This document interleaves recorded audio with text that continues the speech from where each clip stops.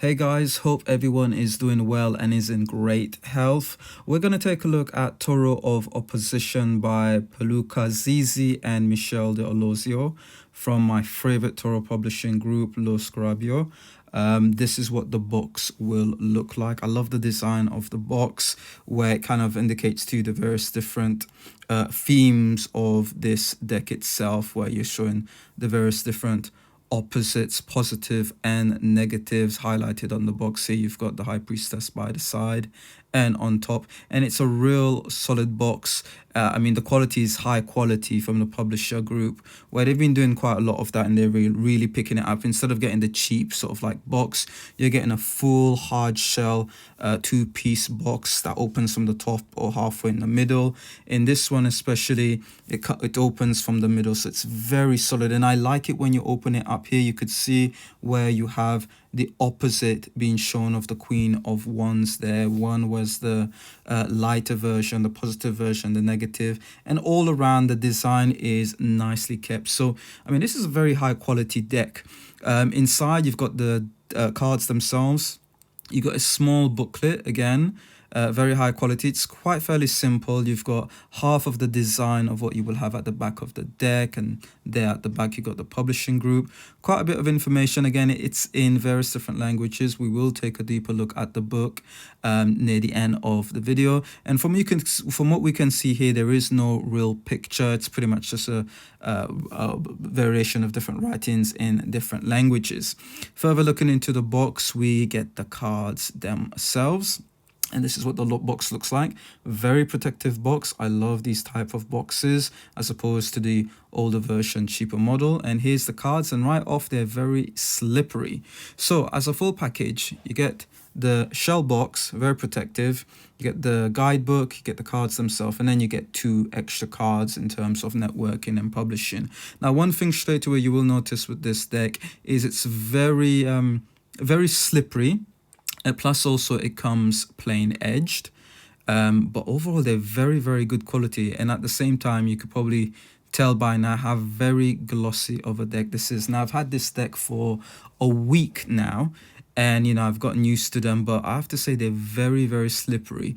They just on your hands, it will just kind of slip away. That's because of the overall gloss quality, and you could see here at the back just how glossy it is. It is a very glossy deck, where you're going to get full-on reflection, you're going to get fingerprints all over the place, attraction to dirt and all of those sort of things. But regardless of that, the quality is stunning. Very high quality throughout. The entire deck itself speaks of quality, even the design artwork as well. And here in front of the card you can see where illustration is very high quality printed. And again, there is a lot of reflection, unless you kind of like look at it dead ahead, but either way you are going to have a lot of reflection from this deck.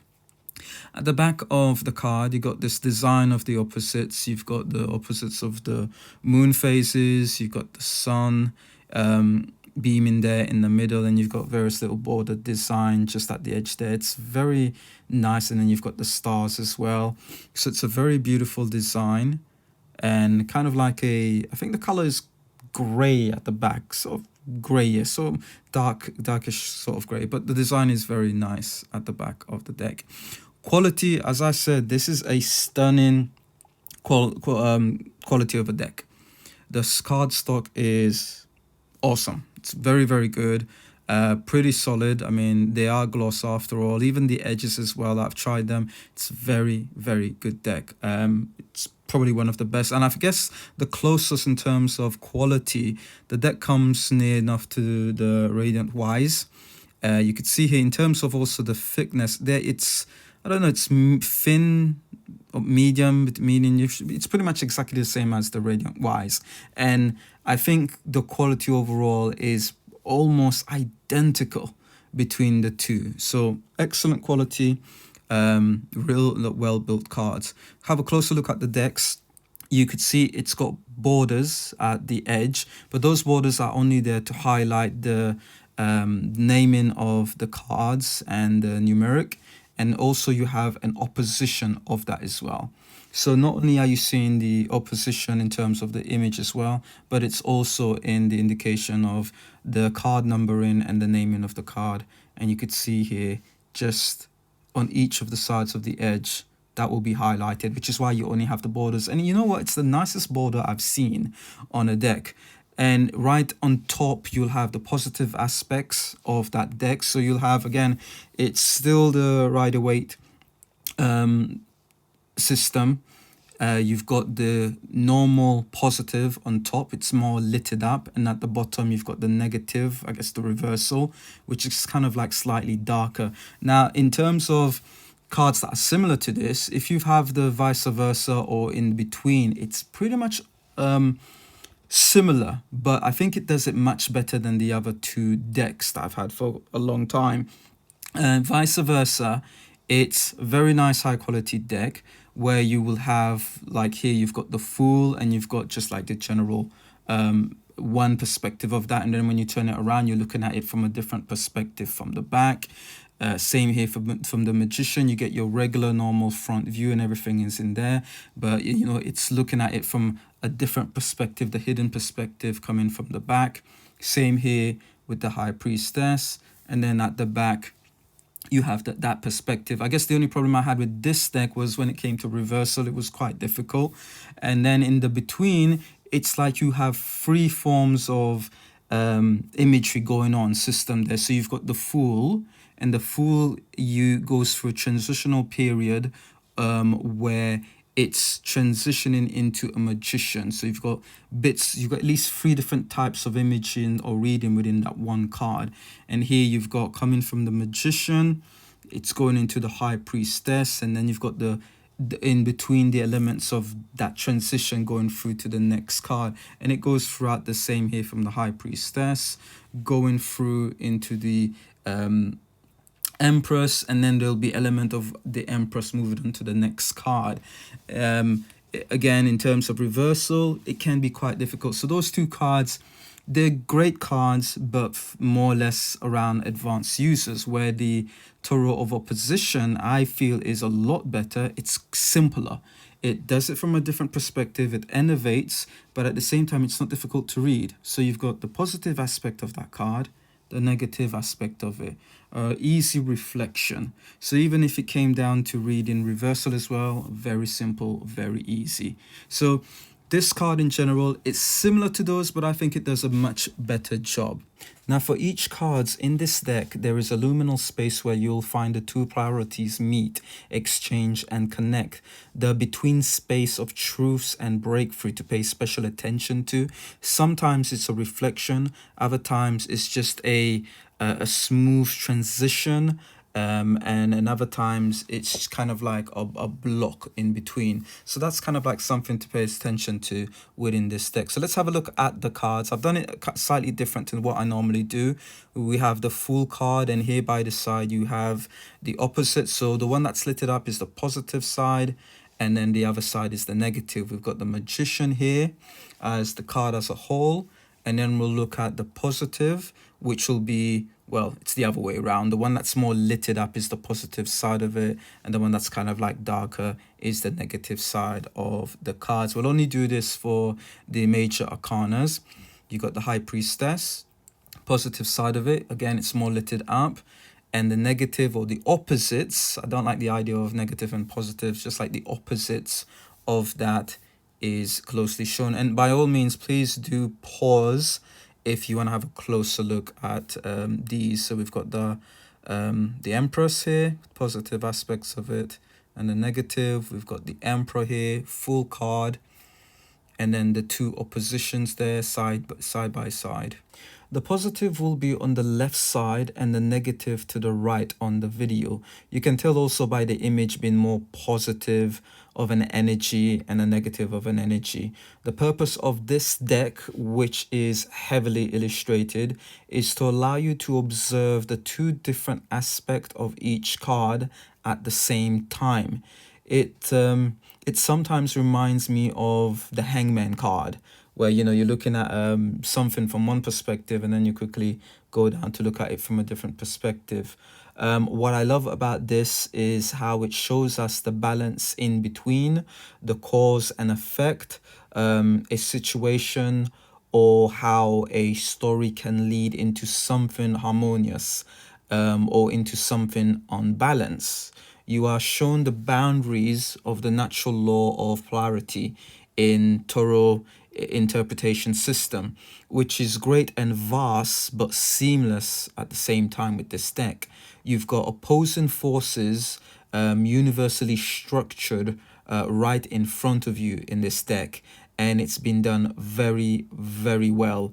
A high quality deck that will allow you to embrace the spiritual law of what is above is what is below, what is positive is what is negative, balance, unbalance, and so forth. So a lot of that is illustrated beautifully in the image with a lot of key details in there. And what I also appreciate and love about this deck is how it keeps to the traditional Rider-Waite system as well. So if you were to read just the, I guess, the top portion of the deck, it's the card, then you know what you're reading is traditionally what you would read as the general meaning of this deck. But it also allows you, like here when we're looking at the deck as a whole, it allows you to kind of see a situation, a scenario that leads to, you know how every choices we make leads to a certain circumstance or an outcome, and having the ability to kind of like view that live in front of you. Let's just say if I wanted to go down the left hand side or the right hand side, and you had that visual sort of look up in front of you to be able to see the scenario or how something will unfold. It's kind of like what this deck sort of like does or portrays, and again it does it very well. It's a great deck for reflection, really good. You, let's just say for example you got upset, done something silly and wrong. You later reflect and saw how it led to something destructive, but how if you went down the opposite, it would have been less destructive. Or if you are currently in dialogue between the two opposing forces, you are made aware of the passage, which can be a breakthrough for you or reveal various truths. For example, the Tower card here shows a lightning strike, which is more a wake-up call to change, indication inside, so change within. The refusal of that change is the opposite, has brought up the fire of the Tower, destruction of everything built, now burning. The star, you're willing and ready to give, illuminating your light where there was darkness on the ground. You're flourishing with beautiful stars above. The opposite, however, you are taken by selfish convenience, unsatisfied and tiring stage in your life. But there is still hope with a star lit at the very back there if you choose to follow that path. The moon as a reflection provides hidden truths in the night and bears witness during the day, but also shows how we can get lost in the dark with delusion if we remain in the dark and need to face waking reality. The need to balance and use both sides that is most appropriate. The sun here shows us how prosperity and growth dwells with each other. Below it shows the person negative, head down, loss of energy, only creating more of that in the fields, versus the above, more positive, reflecting in his field with full of energy. Even when your head is down, the sun is still there. Ask to be uplifted. Judgment looks seamless. You have an inviting energy calling you to what you deserve and recognize for, versus the one where you need to learn from your mistakes that brought you down and asking you to elevate to the higher calling. Here demonstrated in the card, the world, it shows one cycle has completed and is successful, has passed through, versus partial success in the other that is not quite there yet and still more work needs to be done. So that's reflected on here. Okay guys, so I'm going to do a flip through here of both sides. First up, the negative side up, flip through, and then we'll do the positive side, and then we will look at our suits and our court cards right after. Enjoy.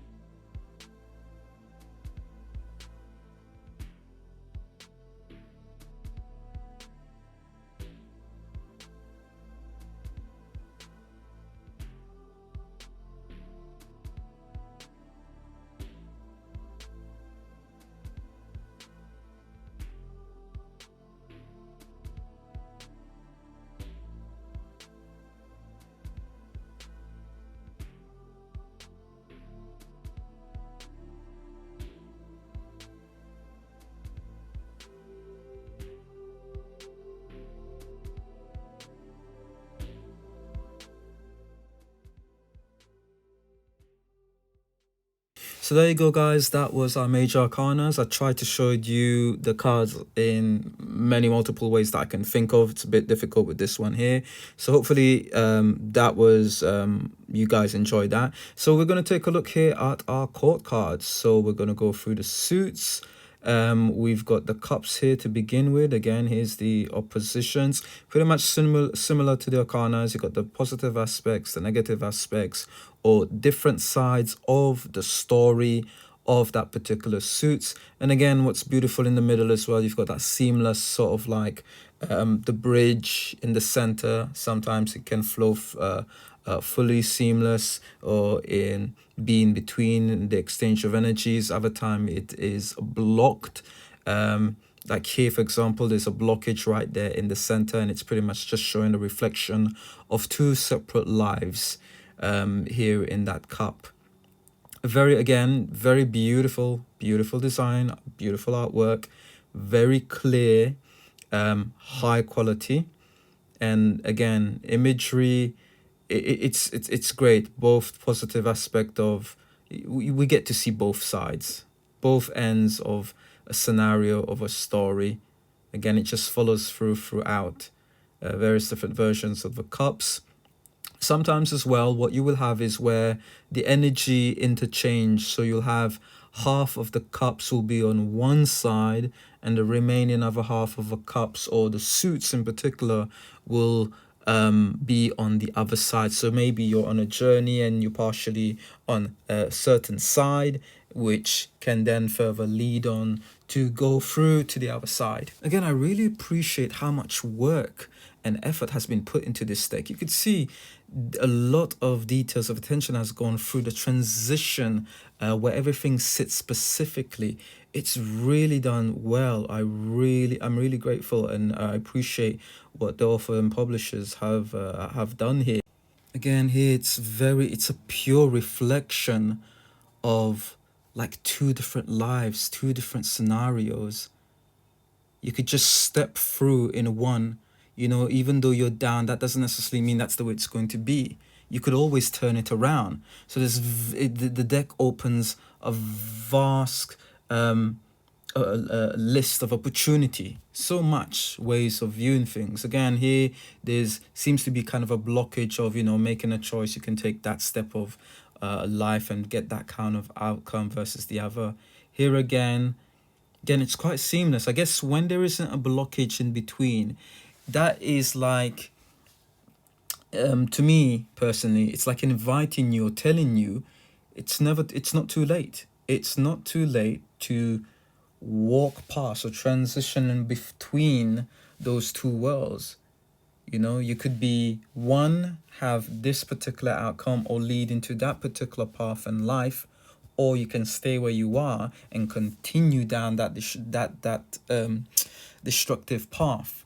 The court cards, yes, you do have your regular traditional meanings to them, but with this deck, again, have an open mind, and it opens so many things to you. There's a vast amount of interpretation in here, where here it can highlight to you one's attitude or one's behavior and action or approach to a certain circumstance. We know how the King of Cups is in full control of his emotion, is well balanced, versus the opposite. Having that choice or having to see what it looks like to be miserable or not in control, versus one that is well balanced and is in full control. Here we've got our Pentacles. One is all greedy and is really clinching on hard to that one, versus the other one where it's been given, it seems, and it's just taking it ever so smoothly. You've got the juggling aspect of things. One is well balanced versus the other one that's somewhat struggling and in a very much more difficult circumstance versus the other.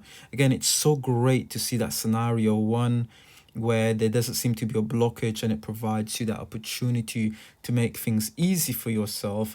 The other where it's kind of like the choices have been made or set, where you've got one person that's working very hard here in the Three of Pentacles, versus the other one's pretty much a lack of work or attention being paid into. Here we've got the Four of Pentacles, where on the one end we've got a very lonely guy, seems very greedy, all by himself, versus another one who's fairly happy. He's not clinging on too heavily to his coins. Here we've got in the Five, someone who's not really asking for help. They're just sitting there and kind of like suffering, versus one where she is reaching out and asking for help, and there seems to be more coins there.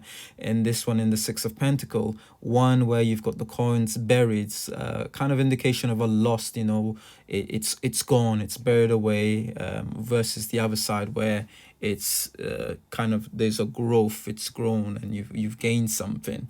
Again, I love the way this deck is been built, the way it kind of like highlights everything here, the different scenarios, the different ways we can approach something. One's very messy, all over the place, one is well thought through and thought out.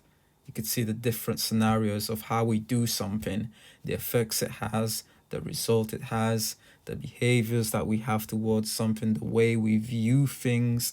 It all has an effect and an outcome. It all can lead to your happiness or your unhappiness.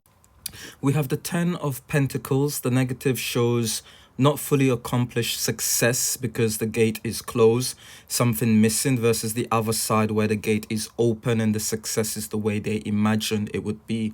Page showing one obtaining the coin, dream coming true, versus the opposite that requires more groundwork, but the difference of working with or without joy, wasting energy on one versus the other one that's not so wasted. Knight of Pentacles, here we show two different scenarios, both showing victory but in different forms. One is self-victory that doesn't benefit anybody else, the other shows victory for yourself and others. The Queen, love how it shows the connection of our shadow self. Both are victorious because they are well balanced. However, too much of one side will unbalance. So we've got wealth and profit, love and justice united instead of only one. And the King is similar. One is too materialistic and power hungry versus the counterpart. The smooth connection in the middle, again, signifies a simple matter of choice, of choosing between the two energies. And here we move on to our wands. Similar again, having that choice to change or go in between the various different energies and having the various different approaches and the result of those approaches. One result will be more beneficial, more greener, more light, versus the opposites, and that's kind of portrayed throughout these cards, and I just love the way it's done. Again, you could see just how much work, details, and how well thought through this whole entire deck has been brought together, and I really appreciate what the authors have done. Absolutely amazing, well thought of, different scenarios, different forms of life, you know, like if we had a parallel universe, me making the choices that I didn't on the other side and how that will look like, that's kind of being portrayed here. The Five of Wands, the different approach and outcome of confrontations. One of those choices that you can't really take back. So one needs to think carefully, not to confuse differences of views that can lead to potential unnecessary conflict. Six of Wands, another different scenario of the path chosen. One is a role model and humble versus the other one with an ego. The background indicates the results: dead, bare trees, no growth, versus celebration and support. And that pretty much continues to be displayed in the remaining cards. We are shown the results of our outcomes from our choices, or we are given the opportunity in some cases to turn around these choices, how it's never too late to have a different approach on that path. It shows that nothing is set for life, that we constantly are given the opportunity to turn things around after the realization of the positives between both polarity aspects, the harmony of both sides, how it needs to support each other, just to coexist. Now, each card displays to us the harmony of the opposites, and I love that. Seeing how the card's meaning changes, even in movement between the forces.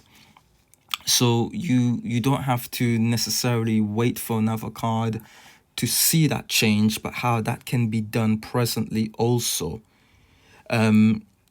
Look, you are getting more than, for me personally, in this deck, you are getting more than a tarot reading deck for interpretation here.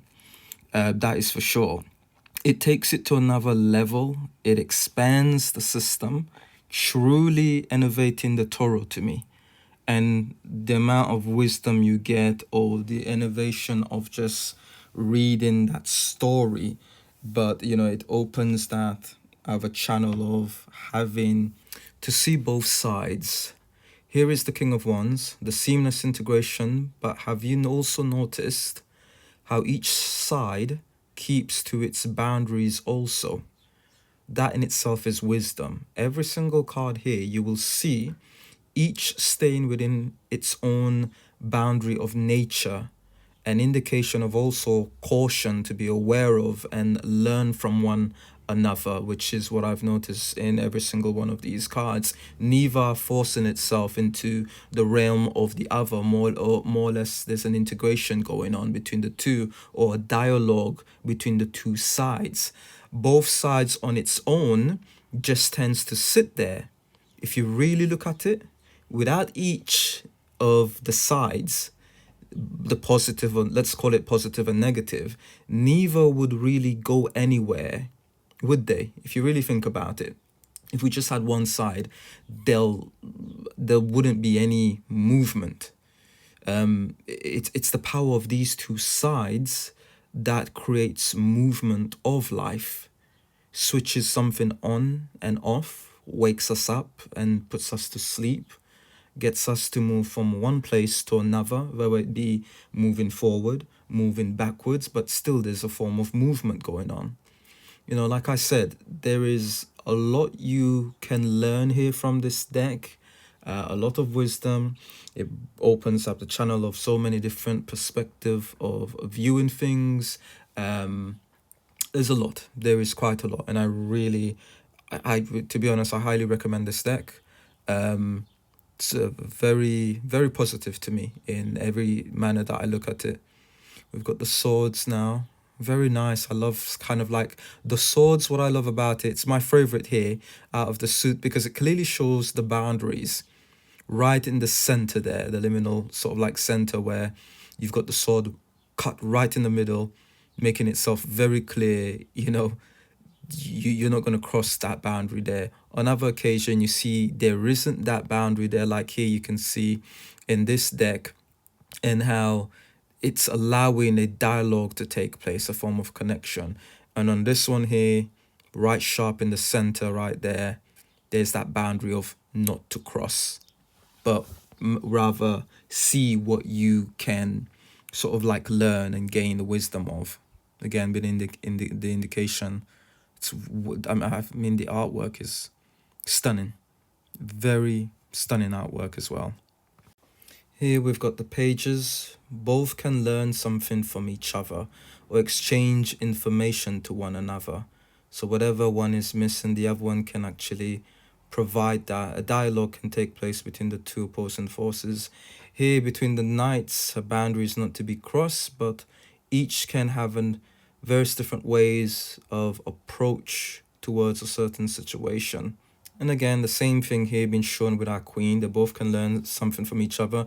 You can be detached, fair enough, but that doesn't mean you have to be completely cold and cut people off. And again, same here with the kings. Dialogue can take place. The combination of both sharing will always benefit both sides. So that is it, guys. That was a look at the entire suits and the court cards, the entire deck in itself. We're going to dive in and have a look at the book. It's pretty straightforward. A very nice portable book, palm size, so quite fairly small. It's in colored. You can tell here with the gold sort of like shown within the title. You get your table of contents, which is broken down into 5 different languages. English, I think, gives you a maximum of 53 pages, I believe. So here is your general introduction, where the authors and creators pretty much explain the use of the cards, which is most of the things that I have covered throughout the video. But by all means, it's here for you to read, so that way you guys know exactly what this card is about directly from the authors themselves. Pause the video if you need to further read the remaining pages, and that follows through from that page there. Again, pause if you need a little bit more time to read. Hopefully it's clear enough for you. You do get a spread that is advised that you or that you can use for this deck, interpreting the light and the shadow. You get illustration of how to do this spread, and it covers the vast amount of meanings. It pretty much walks you through it, so it's very simple for any beginners, advanced, basically anyone on any level. And here it is as well, each of the meaning of the cards. Again, I'll leave it here for a short while. You guys can pause and read if you need to just see if this is a perfect fit for you. And that's the main purpose of me doing my videos. It's one of those where I wanted to see all of these information to make a direct choice whether this is good or right for me. So I try to do as much as I can in terms of showing you everything within the booklet for yourself, as opposed to just taking my word for it. And here again, you've got a color example of how to do a spread. It gives you an example to try to help you understand how to use it. Everything is pretty straightforward and very simple for you to dive into. Once that's done, then you go to the general meaning of the major arcanas, and then you'll jump into the minor. And again, I think it provides you more than sufficient information. So the first section will give you kind of like a overall summary of the card, and then it goes into the positive aspects of it and the negative aspect. You could see here, it's a lot of information. To me personally, it's a lot of information, even for someone new as well. And it follows through. It does the same here for the magician.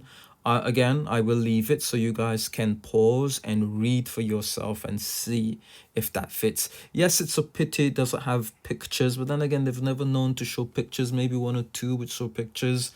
But to me, it's nitpicking, so it's pretty positive. So again, you get the positive aspects. So the positive and negative will relate to the different sides of the card. But again, more than enough information, and then again you're going to use your own intuitiveness to kind of read further into each of these cards.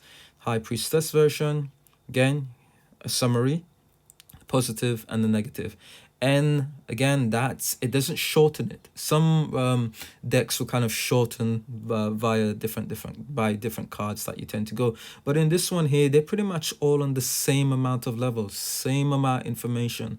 Nothing is trimmed down. So throughout all of the major arcana, you're getting the same level of information for every single one of those cards. When it comes to the point of going into the minor arcanas, it will highlight on top of the booklet which ones you're looking at. And here we've got the cups again.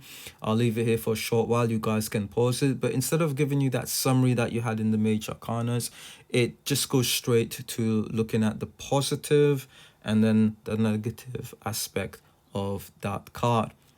And again, the information is not trimmed down from card to card in the suits or even in the court cards as well. So the same level of information that you will find on one of the suits, you'll get that throughout. You could see here a lot of information, where majority of decks out there, especially for Toro, from the publishing group themselves, they tend to trim it down. But here you could see plenty of information. And then when we move to the Pentacles, it will highlight, or when we move to a different suits, it will highlight what suit that is, and you get that same amount of information, not trimmed down. You get the positive and you get the negative. Same here for the swords throughout. So little booklet, but packed with enough information. And then when you come near to the end, like I said, let's have a look how many pages we get in English. Yes, 53 pages we get on the English section. I think it's a little bit more, a page less in the other different language. So 53 pages in total, and that's when it will cut, and then you kind of start again going into the various different languages. And again, the layout, nothing is trimmed down from what I can see, seems to cover the same amount of information. So there you go, guys. That is what the booklet looks like. So that was the Toro of Opposition. Highly recommended deck. Excellent quality throughout. Cardstock, everything. packed of information. You're gaining a lot here. It's well worth it.